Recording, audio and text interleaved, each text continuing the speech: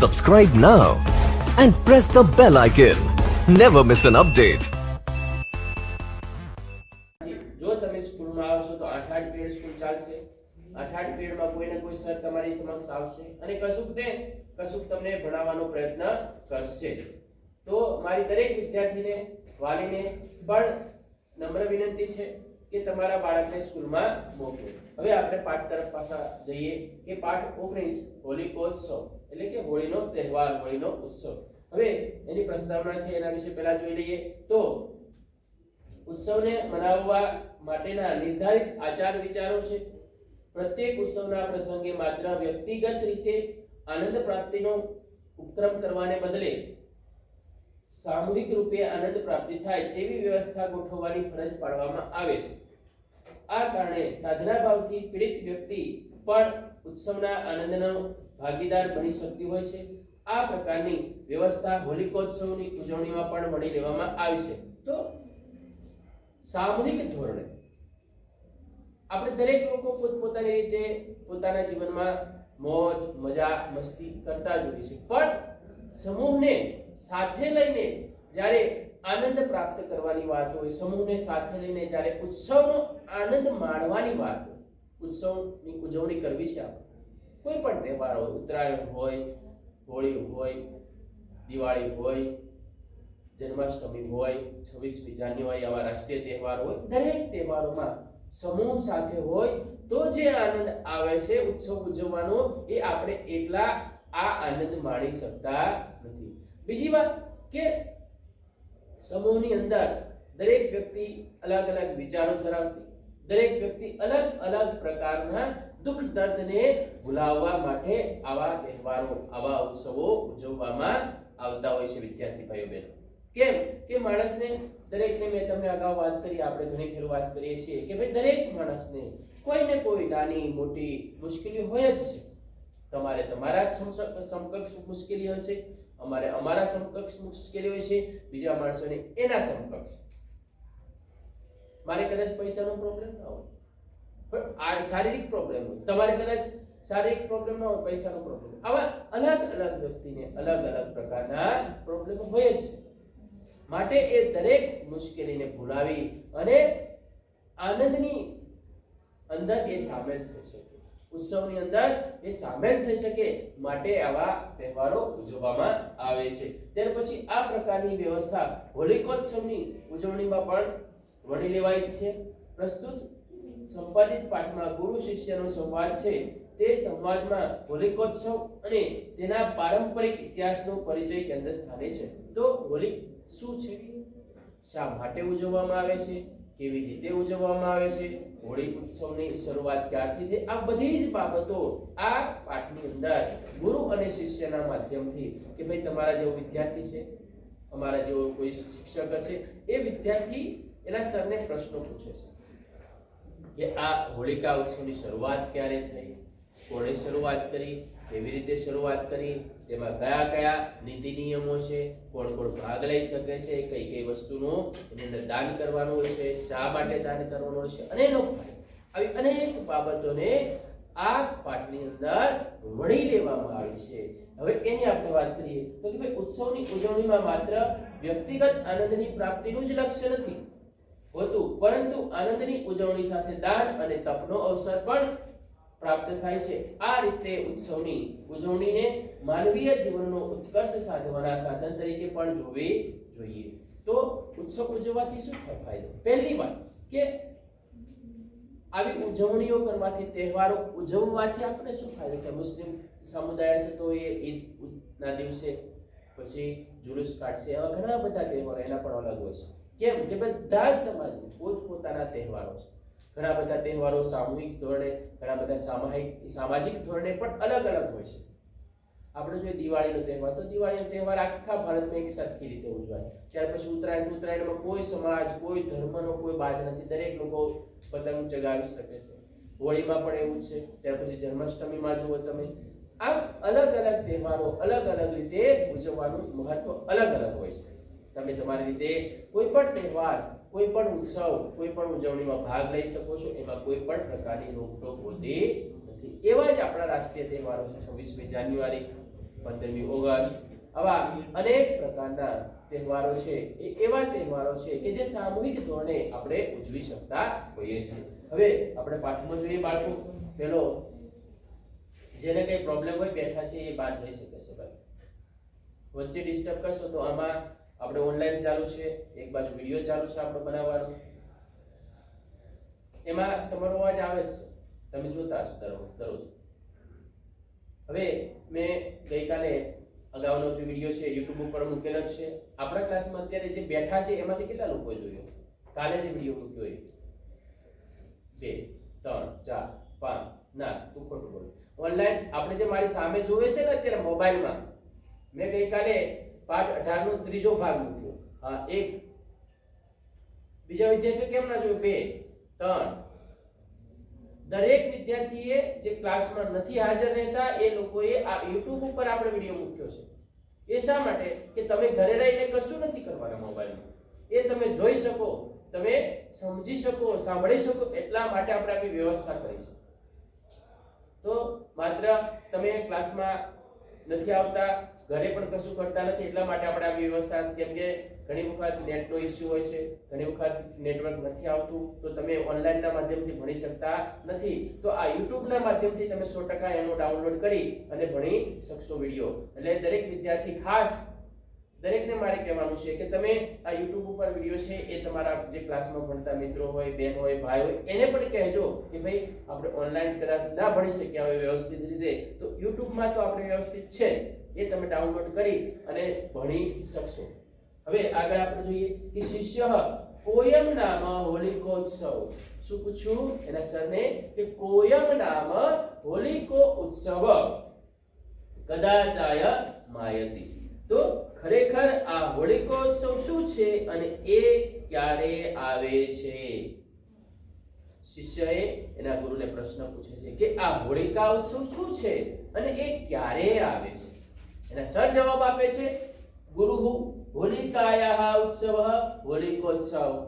હોલિકાયાઃ ઉત્સવઃ હોલિકો ઉત્સવ. એટલે કે હોલિકાના ઉત્સવ એટલે હોલિકોત્સવ. હોલિકા. પછી આગળ કે સહનું ગુજરાતી થાય છે તે. ફાલ્ગુન માસસ્ય, તે ફાગણ મહિનાની પૂર્ણિમાયામ તિથો આયાતિ, કે ફાગણ મહિનાની પૂનમના દિવસે આવે છે. દર વર્ષે હોલિકોત્સવ ક્યારે આવે છે? ફાગણ મહિનાની પૂનમના દિવસે હોલિકા ઉત્સવ આવતો જ હોય છે. આપણે હોઈએ ના હોઈએ, આપણે રસ હોય ના હોય, બીજાને રસ હોય, પણ આ ફાગણ મહિનાની પૂનમ તો આવે જ છે દર વર્ષે. અને એ ફાગણ મહિનાની પૂનમનો દિવસ એટલે હોળીનો દિવસ હમણાં પણ આવશે. અત્યારે કયો માસ ચાલે છે વિદ્યાર્થી મિત્રો? તમે કહેશો મને ગુજરાતી?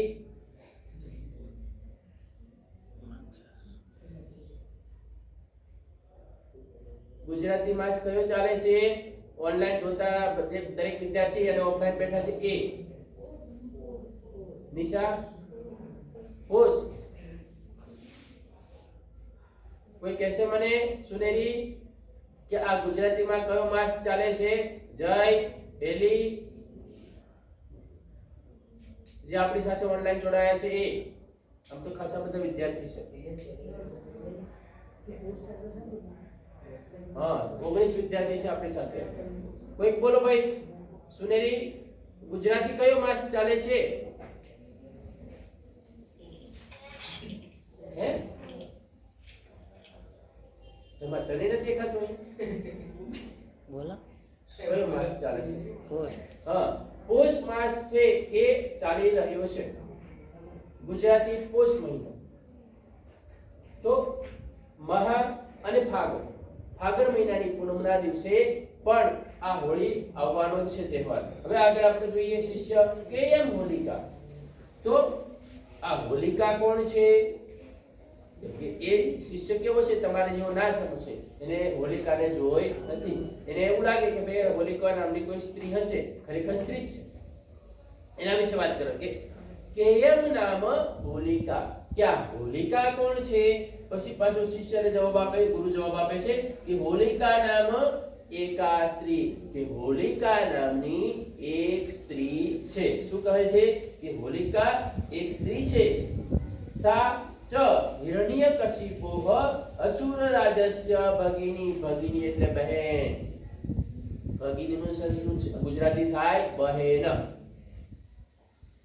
યાદ રાખજો વિદ્યાર્થી મિત્રો, ભગિની એટલે બહેન.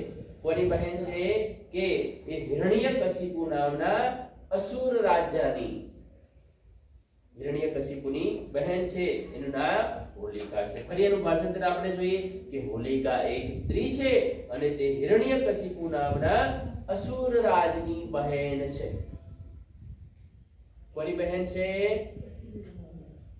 અસુર રાજ હિરણ્યકશિપુ. અસુર રાજા છે હિરણ્યકશિપુ, એની બહેનનું નામ છે. પછી આગળ શિષ્ય કે કિમા કુર્તુમ હોલિકયા એન તસ્યાહ નામતઃ ઉત્સવમ પ્રવર્તતે. બહુ સરસ પ્રશ્ન કે હોલિકા એ શું કરેલું કે જેથી તેના નામ ઉપરથી આ ઉત્સવ ઉજવાય છે. તો હોલિકા એવું શું કર્યું હતું કે જેના નામના ઉપરથી આ ઉત્સવ ઉજવવામાં આવે.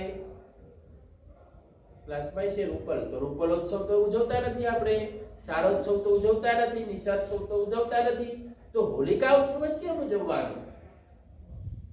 શિષ્ય છે ભાઈ, ગમે તેવા પ્રશ્ન પૂછી શકે છે.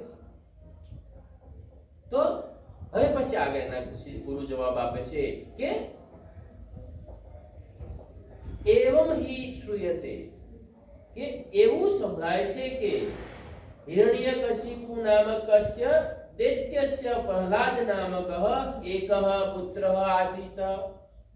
કે હિરણ્યકશિપુને પ્રહલાદ નામનો પુત્ર જન્મ્યો, પુત્ર હતો.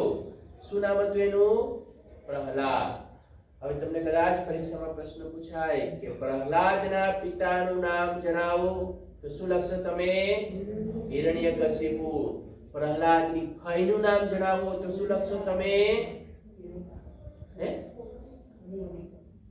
શું નામ છે એનું? હોલિકા. અગાઉ તો તમને કહ્યું કે હિરણ્યકશિપુની ભગિની એટલે હોલિકા. તો તમે એટલી વારમાં ભૂલી ગયા? આવું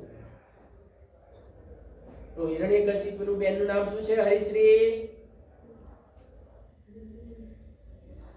નિમિષા, હોલિકા. હવે પ્રહલાદ છે એ હોલિકાને શું કહીને બોલાવશે? ફઈ. સરસ. તો પ્રહલાદની ફઈનું નામ પૂછાય તો શું લખવાનું? હોલિકા. હોલિકાના ભાઈનું નામ પૂછાય તો શું લખવાનું? હિરણ્યકશિપુ. સરસ, વેરી ગુડ. હિરણ્યકશિપુ કોણ છે? અસુર રાજા. રાજા એકના નથી, અસુર રાજા છે. આવી રીતે યાદ કરવું. ત્યાર પછી આગળ જોઈએ વિદ્યાર્થી મિત્રો કે સહ નિત્યમ પરમેશ્વરમ ધ્યાનમ ભક્તિમયમ વ્યવહારમ કરોતિ સ્મ. હિરણ્યકશિપુ અસુર હતો, પણ એને ત્યાં પુત્ર જન્મ્યો હતો. એ કેવો હતો? ધાર્મિક વૃત્તિનો હતો. તો તે શું કરતો હતો? રોજ તે હંમેશા પરમેશ્વરનું ધ્યાન ધરતો હતો અને ભક્તિપૂર્ણ વ્યવહાર કરતો હતો. એ કોઈ ખરાબ કાર્ય કે બીજા લોકોને હેરાન કરવાનું કાર્ય કરતો ન હતો, પણ એ કેવો વ્યવહાર કરતો હતો? તો કે ભાઈ એ પરમેશ્વરનું, ભગવાનનું ધ્યાન ધરતો હતો અને ભક્તિમય વ્યવહાર કરતો હતો. બધા જની સાથે સંભાવ રાખતો હતો. આપણે આવો એક પાઠ અગાઉ પણ જોઈ ગયા છે. કયો પાઠ છે? નીચેના જોજો, પેજ ના ઉથલાવશો. અહીં બેઠા છે, ઓનલાઈન વાળા નથી પૂછતો. આવો ભક્તિમય પાઠ છે. છોકરો એનો ભક્તિ વાળો છે, એનો બાપ છે એ કેવો છે? હા, પૃથુચરિત્ર 11મો પાઠ બાળકો. એ પાઠ છે એનું પણ કથા વસ્તુ આ પ્રમાણે છે કે એમાં પૃથુ છે એ વેનનો પુત્ર હોય છે. વેન કેવો હોય છે? ક્રૂર અને અધર્મી હોય છે, પણ પૃથુ ધાર્મિક વૃત્તિનો હોય છે. તો અહીંયા પણ જોઈએ કે પ્રહલાદ છે એ કેવો છે? ધાર્મિક વૃત્તિનો છે, અને હિરણ્યકશિપુ ક્રૂર અને અધાર્મિક છે. તો બંને પાઠનું કથા વસ્તુ જોડે છે. જો તમે પૃથુચરિતમ સારી રીતે સમજી શક્યા હોય તો આ પાઠ 19મો સમજવો તમારા માટે આસાન થઈ જશે. હવે આગળ આપણે જોઈએ તો ભક્તિસ્ત્રેવ દૈત્યરાજાય સહ વ્યવહાર ન રોચતે સ્મ, કે શું કહ્યું કે ભક્તિના શત્રુ દૈત્યરાજને તે વ્યવહાર ગમતો નહોતો. ભક્તિના શત્રુ, ધાર્મિક વૃત્તિનો શત્રુ હતો હિરણ્યકશિપુ. શું કહે છે કે ભાઈ મને તારી આવી કોઈ પ્રવૃત્તિમાં રસ નથી, મને તું ભગવાનનું નામ લે છે, ભગવાનની ભક્તિ કરે છે, ધાર્મિક પ્રવૃત્તિ કરે છે, એ મને કોઈ પ્રવૃત્તિ તારી ગમતી નથી, પસંદ નથી. કોને કહ્યું? પ્રહલાદને. કોણે કહ્યું? રાજાએ. રાજાનું નામ શું છે? હિરણ્યકશિપુ. પ્રહલાદનો પુત્ર છે. તો રાજાએ એવું કહ્યું કે ભાઈ અહીંયા હું જ ભગવાન છું, મારા સિવાય કોઈ ભગવાન નથી, માટે તું મારી સેવા પૂજા કર, હું કહું છું એમ કર, બાકી કોઈ ભગવાન, કોઈ સારું કાર્ય, ધાર્મિક કાર્ય તારે કરવાની જરૂર નથી. ત્યાર પછી આગળ અતઃ સ સ્વકીયમ ભક્તમ પુત્રમ મારીતુ અનેકધ્યા પ્રયત્નમ કર્તુવાન. બહુ સરસ. શું કર્યું એને? કે આથી તેણે પોતાના ભક્ત પુત્રને મરાવી નાખવા અનેક વાર પ્રયત્ન કર્યો હતો. પ્રહલાદને મારી નાખવાના પ્રયત્નો કર્યા. કોણે? હિરણ્યકશિપુ. કોઈ પોતાના પુત્રને મારે? તો અહીંયા જુઓ તમે કે હિરણ્યકશિપુ પ્રહલાદને મારી નાખવા તૈયાર થઈ ગયો અને કેટલીય વખત પ્રયત્નો કરે છે. કેમ? માત્ર એ ભક્તિભાવ વાળો હતો, માત્ર એ ધાર્મિક વૃત્તિનો હતો, ધર્મના કાર્યો કરતો હતો, દાન કરતો હતો. આ વૃત્તિ હિરણ્યકશિપુને ગમતી નહોતી. સમજણ પડે છે બાળકો તમને? આપણે ઘણી બધી સિરિયલોમાં આવા જોતા હોય છે, પ્રહલાદની, હિરણ્યકશિપુની, એમાં આવતું જ હોય છે, બરાબર? ત્યાર પછી આગળ જોઈએ તો પરંતુ પરમેશ્વર રક્ષિતઃ પ્રહલાદ કથમપી મરણમ ન ગતઃ, કે પ્રહલાદની રક્ષા કોણ કરે છે? ભગવાન પોતે કરે છે. પ્રહલાદની રક્ષા કોણ કરે છે? ભગવાન પોતે કરે છે. હંમેશા ભગવાન પોતાના ભક્તનું ખ્યાલ રાખતા જ હોય છે. અહીંયાની ક્યાંય પણ જે લોકો ધાર્મિક વૃત્તિના હશે, ધર્મમાં માનતા હશે, ધર્મના કાર્યો કરતા હશે, 100% ભગવાન રક્ષા કરે છે.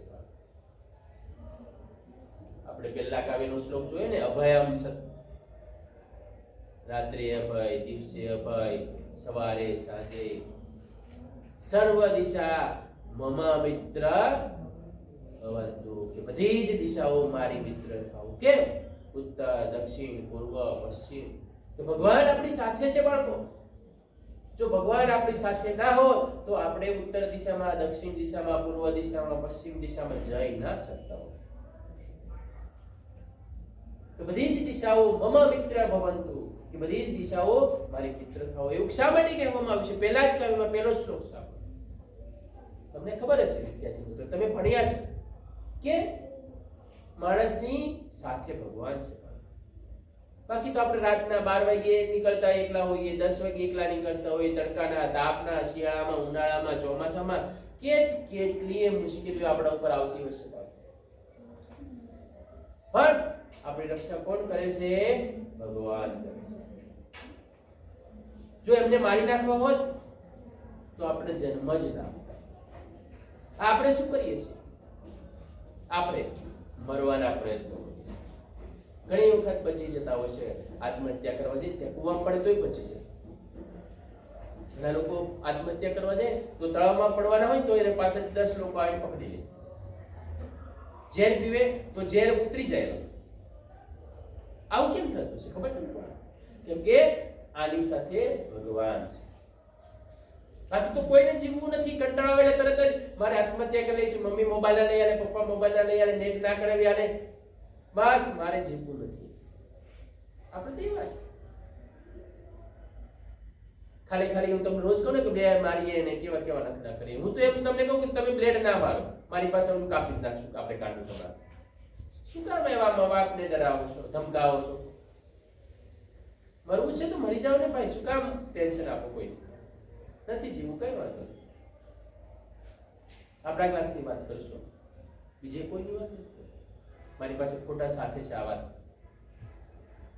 આપણા ક્લાસ. જો તમારે મળવું જ હોય તો મારી પાસે આવજો, હું તમને રસ્તો બતાવીશ કે 100% મળી જાય. પણ તમે આવું મા બાપને શું કામ બ્લેકમેલ કરો? મા બાપને શું કામ? એ વસ્તુ તમે ખાસ યાદ રાખજો. હવે આગળ આપણે જોઈએ તો પરંતુ પરમેશ્વર રક્ષિત પ્રહલાદ કથમપી મરણમ ન ગત. તો ભગવાન પ્રહલાદનો વાળ પણ વાકો થવા દેતા નથી. હિરણ્યકશિપુ પ્રહલાદને મારવા અનેક પ્રયત્નો કરે છે, અનેક પ્રયોગો કરે છે, માણસોને મોકલે છે, હાથી નીચે ચગદાવી દેવાના પ્રયત્નો કરે છે, પણ એકેય પ્રયત્નમાં એની જીત થતી નથી. દરેક વખતે પ્રહલાદની રક્ષા ભગવાન કરતા આવ્યા છે. હવે આગળ આપણે જોઈએ કે અંતે તમ દાહેન મારયિતુમ માયાવિનમ હોલિકા નામની સ્વકીયમ ભગિનીમ હિરણ્યકશિપુ પ્રેરયત. કે છેવટે થાકી કંટાળીને હિરણ્યકશિપુ શું કરે છે કે છેવટે તેને અગ્નિથી મરાવી નાખવા માટે માયાવી. કેવી માયાવી? માયાવી કોને કહેવાય? કે થોડી વારે પોતાના રૂપ બદલતી હોય. આપણે રામાયણની અંદર જોયું હતું ને શૂરપંખાને. શૂરપંખા જોઈ હતી ને, માયાવી હતી, ગમે ત્યારે ગમે તે રૂપ ધારણ કરી લેતી. રામની આગળ કેવું રૂપ ધારણ કરીને આવી હતી? અપ્સરાનું. યાદ છે? તમે રામાયણ જોઈ છે એપિસોડ બાળકો?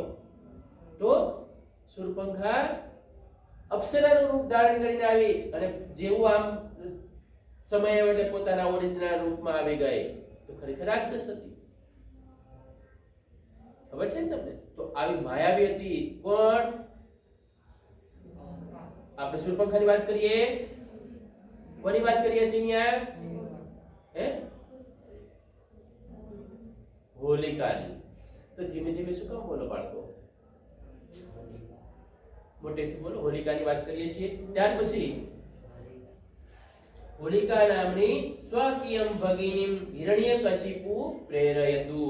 કે છેવટે તેને અગ્નિથી મરાવી નાખવા માટે માયાવી એવી હોલિકા નામની પોતાની બહેનને હિરણ્યકશિપુએ પ્રેરી, એટલે એને ઉકસાવી, એને ઉત્તેજિત કરી કે ભાઈ આ મારો બાબો કે મારો છોકરો મારાથી મરતો નથી. ઘણા બધા પ્રયત્નો કર્યા, ઘણી બધી રીતે, હવે મારાથી થાય એવું નથી, એટલે તું જ કંઈક કરે કે આ મૃત્યુના મુખમાં ધકેલાય જાય. ત્યાર પછી આગળ શિષ્ય પાછો પ્રશ્ન પૂછે કે કથમ હોલિકામેવ હિરણ્યકશિપુઃ પ્રેરયત. શું કહ્યું કે કેમ હોલિકાને જ હિરણ્યકશિપુએ પ્રેરી, બીજી કોઈને કેમ નહીં? ઘણી બધી સ્ત્રીઓ હતી, ઘણી બધી બૈરીઓ હતી, એ બધીને નહીં, અને માત્ર હોલિકાને શું કામ એને તૈયાર કરી? હોલિકાને જ તો ઉકસાવી શા માટે? તો એનો પણ જવાબ આપે છે ગુરુ કે યતો હિ સા માયાવિની હોલિકા અગ્નિ રક્ષિતા આસિત. કે હોલિકાને શું હતું ભાઈ કે કેમ કે તે માયાવી એવી હોલિકા અગ્નિથી રક્ષા પામેલી હતી. અગ્નિદેવને વરદાન આપેલું હતું કે જા અગ્નિ પણ તારું કશું બગાડી શકવાની નથી. કોનાથી રક્ષાયેલી હતી? અગ્નિથી. એટલા માટે એને હોલિકાને પસંદ કરી હતી. ત્યાર પછી આગળ શિષ્ય તતઃ કિમ સજ્જાતમ. તો ફરી પાછું એનો શિષ્ય પૂછે કે પછી શું થયું? ફરી પાછા ગુરુ કહે છે કે હિરણ્યકશિપુ પ્રેરિતા હોલિકા એકદા ફાલ્ગુન માસસ્ય પૂર્ણિમાયામ તિથો પ્રહલાદમ અંગે સ્થાપિત્વા અગ્નો પ્રવેશિત. હોળી શા માટે મનાવવામાં આવે છે અને ફાગણ મહિનાના પૂનમના દિવસે જ કેમ, એનું મહત્વ હવે આપણે સમજાવ્યું છે કે એક દિવસ હિરણ્યકશિપુએ પ્રેરેલી હોલિકા એકવાર ફાગણ મહિનાની પૂનમના દિવસે પ્રહલાદને ખોળામાં બેસાડીને અગ્નિમાં પ્રવેશી. કયા દિવસે? ફાગણ મહિનાની પૂનમના દિવસે ખોળામાં બેસાડીને અગ્નિમાં પ્રવેશી. પરમેશ્વર કૃપયા હોલિકા દગ્ધાન તુ પ્રહલાદઃ. કે ભગવાનની કૃપાથી હોળિકા બળી ગઈ, પણ પ્રહલાદને કંઈ ન થયું. જો હોલિકાને વરદાન હતું, પણ પ્રહલાદની ભક્તિ એટલી પાવરફુલ હતી, ભગવાનની ભક્તિમાં એટલો રચ્યો પચ્યો રહેનારો હતો, ભગવાનની ભક્તિ કરનારો હતો, એટલા માટે હોલિકા બળી જાય છે, પણ પ્રહલાદનું કશું બગડતું નથી, પ્રહલાદને સહેજ પણ કશું થતું નથી. બાળકો જોજો બરાબર કે ભગવાન પોતાના ભક્તનું કઈ રીતે ધ્યાન રાખતા હોય છે, કઈ રીતે ભગવાન છે એ ભક્તને સાચવતા હોય છે. એની વાત આપણે ખાસ જોવાની કે પ્રહલાદસ્તુ તથૈવ સુરક્ષિતઃ એવા તિષ્ઠતે, કે પ્રહલાદ એકદમ સુરક્ષિત હતો અને પ્રહલાદ તો તેમાં સુરક્ષિત ઊભો રહ્યો અને હોલિકા બળી ગઈ. હોલિકાયા દાહેન ભક્ત શિરોમણિઃ પ્રહલાદસ્ય સસુરક્ષયા પ્રસન્ના પરમેશ્વર ભક્તાઃ જનાઃ તતઃ પ્રભુતિ પ્રતિવર્ષમ હોલિકો ઉત્સવમ અનુભવાયંતિ. ત્યારથી દર વર્ષે હોલિકા ઉત્સવને ઉજવવામાં આવે છે. જો ફરી તમને વાત કરું કે હોલિકા દહનથી અને ભક્ત શિરોમણી પ્રહલાદની સુરક્ષાથી પ્રસન્ન થયેલા ભગવાનના ભક્તજનો ત્યારથી માંડીને દર વર્ષે હોલિકા ઉત્સવ મનાવે છે. ક્યારથી? કે જ્યારે પ્રહલાદને લઈને ખોળામાં હોળી બળવા જતી હતી, તો ભગવાનનું વરદાન હોવા છતાં પણ હોલિકા બળી જાય છે અને પ્રહલાદ એકદમ સુરક્ષિત ઊભો રહે છે. એટલા માટે ભક્તો પ્રસન્ન થઈ ગયા ભગવાનથી અને એ દિવસથી, એ સમયથી દર વર્ષે ફાગણ મહિનાની પૂનમના દિવસને હોળીના દિવસ તરીકે ઉજવે છે, ઉત્સવ તરીકે. હવે તમને વિદ્યાર્થી મિત્રો આ વસ્તુની ખબર હતી પહેલા કે હોળી શા માટે ઉજવવામાં આવે છે? તને ખબર હતી? આ કૃણાલ હા પાડે છે. સરસ, વેરી ગુડ. તને વાગડિયા, તને શહેબાજ, આપણે શું આ પેલી બેનને ખબર હતી? હા, નિબંધ તમે કદાચ લખ્યો છે હોળી, તો એમાં કદાચ લખ્યું હોય તો બરાબર છે.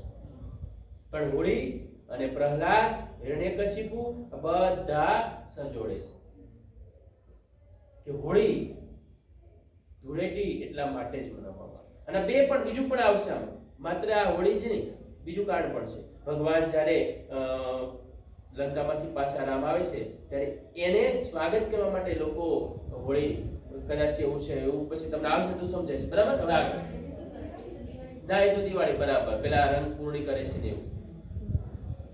આમાં જે આવશે ખરું બીજું કદાચ. હવે આગળ આપણે જોઈએ બાળકો કે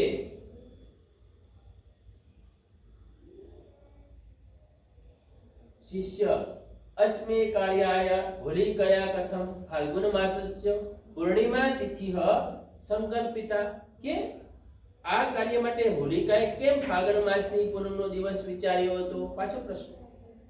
જો શિષ્યો કેવા હોય, વિદ્યાર્થી કેવા હોય, એનું આપણે ઉદાહરણ આપીશું કે આ બધું પતી ગયું. હોળી કેમ મનાવવામાં આવે છે, હોળી કોણ છે, પછી એને શું કર્યું, કેવી રીતે, બધી વાતના જવાબ ગુરુએ આપ્યા. પાછો એને પ્રશ્ન પૂછ્યો કે ફાગણ મહિનાની પૂનમનો દિવસ જ કેમ નક્કી કર્યો ભાઈ? બીજા કોઈ દિવસ કેમ ના નક્કી કર્યા? આસુ મહિનાની કેમ ના પૂનમ લીધી? દરેક 12 મહિના પૂનમ તો આવે છે ને, પણ ફાગણ મહિનાની જ પૂનમ કેમ પસંદ કરી? તો એનું કારણ કહ્યું હવે કે શું કહે છે ગુરુ? તો કે પ્રાચીન કાલાદેવ ફાલ્ગુન માસસ્ય પૂર્ણિમાયામ તિથો જનઃ નવશ્રેષ્ઠી કુર્વન્તિ સ્મ. હવે બીજું કારણ આપું તમને કે પ્રાચીન કાળથી ફાગણ માસની પૂનમને દિવસે લોકો નવા તૈયાર થયેલા ધાન્યનો યજ્ઞ કરતા હતા. ફાગણ મહિનાના દિવસે, અરે આપણે હોળીના દિવસે આપણે કયું અનાજ નાખીએ છીએ પેલા અંદર અગ્નિ પેટાવીને? હોળી કયા? ઘઉં. ઘઉં. સરસ સરસ. તો ઘઉં ક્યારે પાકે? ચોમાસામાં, ઉનાળામાં, શિયાળામાં. સરસ. તો પહેલાના સમયમાં લોકો જે તાજું ધન પાકેલું હોય ને એને નવશ્રેષ્ઠી એટલે એને અગ્નિમાં આહુતિ આપતા હતા અને પછી પોતાના ઘરમાં મૂકતા હતા. તો આજે પણ એ જ પ્રથા ચાલુ છે. પણ અહીંયા લુણાવાડામાં તો કોઈને ઘઉં પાકતા હોતા નથી. ગામડામાં હોય છે તો તમને ગામડાના જે વિદ્યાર્થીઓ છે ખાસ ખબર છે કે એ દિવસે ગોઠ માગવાનો કે એવું કંઈક માગવાનું ઘઉં આવે અને એ ઘઉંને માટલામાં. હા નિકી, તારે કશું કેવું છે બેન ઓનલાઈન ના માધ્યમથી? નિકી, હેલો, શું કેવું છે? આ તારો હાથ ઊંચો છે એટલે. અરે તારો બકા નિકી આ દેખાય છે ને મને ઓનલાઈન. ઓકે ઓકે, કઈ વાત નહીં. મારો અવાજ બરાબર આવે છે ને? ઓકે, તો જ્યારે નવું અનાજ પાકતું હોય છે, તમે જુઓ કે ચોમાસામાં જે ધાન્ય પાકે છે, અમારી બાજુ સૌરાષ્ટ્રની બાજુ કહું તો પેલા ડુંડા હોય છે, ડુંડાવાળા પાકો, ખાસ કરીને જુવાર, બાજરી, મકાઈ. તો આ સીધે સીધા આપણે ઘરે નથી લાવી શકતા. એને પહેલા તો ભગવાનના મંદિરે ચડાવવામાં આવે છે. અહીંયા પણ એ સિસ્ટમ છે. તમે સીધી સીધા મકાઈ છે ઘરે નથી લાવતા. ક્યાં ચડાવો છો? ભગવાનના મંદિર આગળ, અથવા તો તમારા ગ્રામમાં બ્રાહ્મણ રહેતો છે એને આપતા છો. પહેલા સીધી સીધા આપણે ખેડૂત લોકો ઘરે લાવી શકતા નથી. પણ હવે પ્રથા માત્ર ગામડામાં રહી, કેમ કે અહીંયા તો કોઈની પાસે આવી વ્યવસ્થા હોતી નથી. પણ જે ગામડામાં લોકો છે આજે પણ અમારી બાજુ અહીંયા દરેક જગ્યાએ કે પોતે સીધું કોઈ પણ અનાજ પાકતું હોય, અમારી બાજુ મગફળી પાકે છે, કોઈ પણ પાકો એને ઘેરે લાવતા નથી. 5 કેટલા નંગ? 5 નંગ. મને હજુ યાદ છે, મારા દાદા હતા કે જ્યારે ખેતી કરતા ત્યાંની વાત છે કે 5 ડુંડા બાજરાના તો બાજરાના, મકાઈના 5 ડોડા, જુવારના 5 ડુંડા, આ 5 વસ્તુને ભગવાનની આગળ ધરતા હતા. તમે પણ જોજો, તમારા મમ્મી પપ્પા છે તો એ 5 નંગ ગણીને મૂકશે. બાકી તો ઘઉં કે ચોખા છે તો થોડાક આમ અંદાજ કાઢીને મૂકશે, કેમ કે 5 નું મહત્વ છે. આ વસ્તુ તમે ખાસ યાદ રાખજો. ત્યાર પછી આગળ આપણે જોઈએ તો તસ્યામ નવશ્રેષ્ઠો હોલિકા પ્રહલાદા માદાય અગ્નો ઉપવિશત, કે નવા તૈયાર થયેલા ધાન્યનો યજ્ઞ કરતા હતા. તે નવા ધાન્યના યજ્ઞમાં હોલિકા પ્રહલાદને લઈને બેઠી હતી. તો હોળીને શું કહ્યું એના ભાઈએ કે ભાઈ તું આને બાળી નાખ. એટલે બાળવા માટે તો કંઈક તો જોઈએ ને કારણ. તો જે લોકો ફાગણ મહિનાની પૂનમના દિવસે હોળિકા યજ્ઞ કરતા હતા, જેમાં નવા ધાન્ય પાક્યા હોય એનો યજ્ઞ કરતા હતા, તો એ સમયે હોલિકા છે એ પ્રહલાદને લઈને અગ્નિમાં પ્રવેશી હતી. એટલા માટે હોલિકા ઉત્સવ ફાગણ મહિનાની પૂનમના દિવસે આવે છે. તમને આવો પ્રશ્ન 2 માર્ક્સમાં પૂછાઈ શકે કે ફાગણ મહિનાની પૂનમના દિવસે જ કેમ? તો તમારે લખવાનું બાળકો કે ફાગણ મહિનાની પૂનમના દિવસે લોકો નવા ધાન્ય પાકેલા હોય એનો યજ્ઞ કરતા હતા અને પછી પોતાના ઘરમાં લાવતા હતા. એટલા માટે હોલિકાએ આ ફાગણ મહિનાની પૂનમનો દિવસ પસંદ કર્યો હતો. આવું તમારે કારણ આપવાનું બાળકો. 2 માર્કમાં કદાચ પ્રશ્ન પૂછાય તો. ત્યાર પછી આગળ કે કિમ નામા નવશ્રેષ્ઠી, પાછો પેલો શિષ્ય છે એ પ્રશ્ન પૂછે છે કૃણાલ જેવું. કૃણાલ બહુ પ્રશ્ન પૂછે, હમ જે તો પૂછે ને સમજતો જ નથી. તો ફરી પાછો પ્રશ્ન પૂછ્યો. શું પ્રશ્ન પૂછ્યો? કે ખરેખર નવા ધાન્યનો યજ્ઞ શું છે? ફરી પાછા ગુરુને જવાબ આપે છે કે નવેહ સસ્યે ક્રિયમાણા ઇષ્ટિહ નવશ્રેષ્ઠી કથયતે, કે નવા તૈયાર થયેલા ધાન્યથી કરાતી ઇષ્ટિ એટલે નવશ્રેષ્ઠી કહેવાય છે. તમને પણ પ્રશ્ન પૂછાઈ શકે કે નવશ્રેષ્ઠી એટલે શું? તો તમારે નવશ્રેષ્ઠી એટલે શું પ્રશ્ન આવો ગુજરાતીમાં પૂછાય તો જવાબ લખવાનો કે નવા તૈયાર થયેલા ધાન્યની કરાતી ઇષ્ટિ એટલે નવશ્રેષ્ઠી. ઇષ્ટિ એટલે યજ્ઞમાં હોમવાન. ત્યાર પછી આગળ કે અસ્માકમ દેશ કૃષિ પ્રધાન વર્તતે, કે આપણો દેશ કેવો છે? ખેતી પ્રધાન છે. આપણા દેશમાં કેટલા ટકા ખેડૂતો વસે છે બાળકો?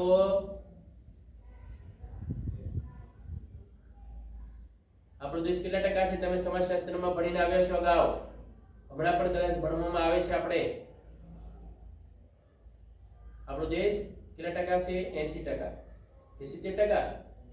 80. સારું, ચલો 75 રાખીએ આપણે વચ્ચે. કદાચ હવે ખેડૂત ઘટી ગયા છે, શહેરોમાં તો રહ્યા નથી, બધા ગામડામાં છે, અને ગામડામાં જે છે ખેડૂતો છે એ પણ હવે શહેરમાં આવવા મળ્યા છે, કેમ કે કોઈને ખેતી કરવી નથી. બહેનોને પણ હવે કોઈને ગામડામાં જવું નથી, બસ અમારે તો સિટીમાં જ રહેવું. મેરેજ થતું નથી છોકરાઓનું.